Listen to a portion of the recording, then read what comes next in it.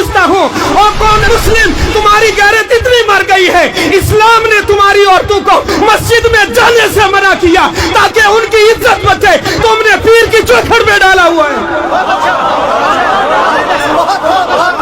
तुम्हारे उर्सों की तकरीब में मर्दों से ज्यादा औरतें होती हैं, और ये उर्स कराने वाले जाहिल, ये कमेटी वाले, ये ट्रस्टी लोग, पूरी दुनिया की बात कर रहा हूँ, कोई अपने ऊपर ना ले जाए। मेरा काम है आईना दिखाना, अगर किसी को बुरा लगे तो सामने से हट जाए, आईना दिखाया जाएगा। ट्रस्टी कहते हैं जनाब अगर औरतों को हटा दिया जाए इनकम कम हो जाएगी। मैं कहता हूँ मेरी कौम, इन जाहिलों को ज़ियारतों पर तुमने बिठाया है, इन्हें किसी वली से मोहब्बत नहीं, ये पैसे के पुजारी है, उसी की रखवाली में बैठे हैं। मैं चैलेंज करता हूँ मज़ारों से संदूकड़ी हटा दो, इनमें से एक भी नजर नहीं आएगा।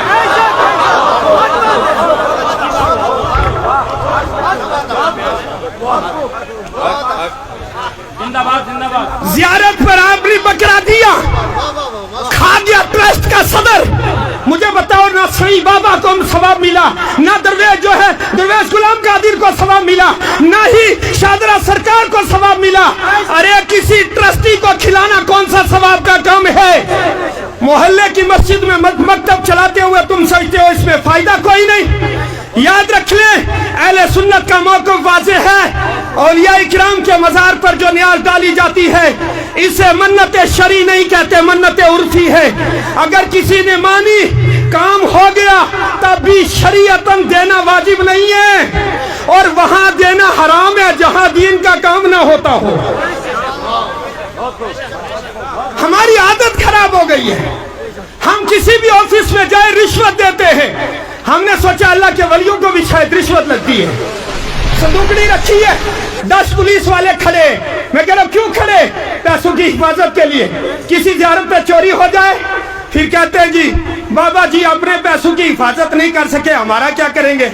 बाबा ने आग लगानी है तुम्हारे पैसों को। अरे जिसने जिंदगी में इन पैसों को हाथ नहीं लगाया, ये ज़कात, जिस माल की ज़कात तुमने नहीं दी, जिस माल से अल्लाह का हक तुमने नहीं अदा किया, गरीब का खून निचोड़ के जो पैसा इकट्ठा किया, तुम्हारे उस पैसे को अल्लाह के वली को क्या करना है?